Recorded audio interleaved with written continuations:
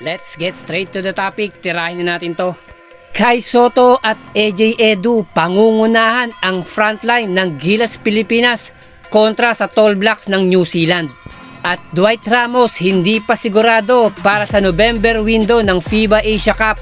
Jordan Heading na pipisil ni Coach Tim Cone bilang pansamantalang kapalit. Mistulang mga pader ang bubungad ngayon sa Tall Blacks ng New Zealand. Napangungunahan nga po ng best third rebounder ng bilig ng Japan na si Kai Sotto. Ganon din yung top 1 and 2 best blocker ng bilig ng Japan, AJ Edu and Kai Sotto. Nasiguradong magandang laban to. Mahihirapan ngayon ang Tall Blacks ng New Zealand dahil hindi na po maliliit ang players ng Gilas Pilipinas tulad noon. Na kung dati po binabata lang tayo ng New Zealand dahil sa height difference, pero ngayon ibang usapan na.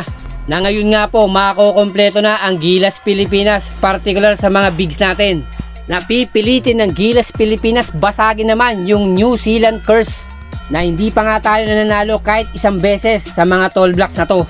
Aside nga rin po kina Kai Sotto at AJ Edu, meron pa tayong Junior Pardo at Japet Aguilar na itong mga bigs natin kargada po ng mga international experience.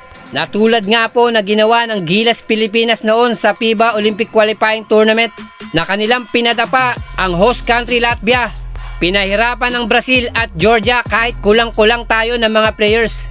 Na itong magiging laban ng Gilas Pilipinas kontra Tall Blacks, pipiliting makabawi at puputulin ng sumpa ng Gilas Pilipinas kontra po sa mga New Zealand Tall Blacks. Hindi naman po tinitignan ni Coach Tim Cone na problema yung pansamantalang pagkawala baka lang po ni Dwight Ramos para sa November window ng FIBA Asia Cup. Until now, nasa treatment stages pa rin si Dwight Ramos sa natamo nitong leg injury. At ayon po sa balita, para lang po itong strain injury, meaning napuwersa yung mga laman o muscles. Na kung hindi naman po malala, mga 10 days to 3 weeks lang po ang treatment time ng ganitong injury. Pero kung hindi naman po pipilitin na maglaro si Dwight Ramos, mga 6 to 8 weeks, siguradong 100% pwede na to. Pero sana po makalaro nga si Dwight Ramos dahil mabigat na laban to kontra New Zealand. Pero sandali lang po, meron po ako nababalitaan at naririnig. Mukhang tatapikin nito yung serbisyo ng isa nating deadly shooter ng Gilas Pilipinas na si Jordan Heading. Na para po sa akin, nice move to para kay Coach Tim Cone.